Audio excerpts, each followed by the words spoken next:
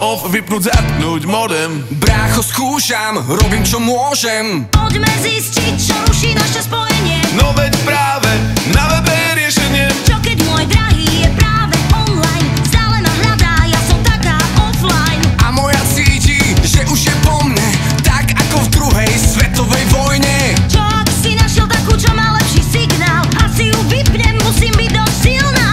Je na čase priznať si pravdu, internet zmizol, kto vie, či ho nájdu. Stále je nádej, že sa vráti späť, keď sa zjaví, nehľadajú vedieť. Ako, keď my nemáme net, to je veľká pravda, zločin a trest. Ten deň, keď zhorel celý svet a spadla na nás sieť, a ja ťa hľadám a teba nie.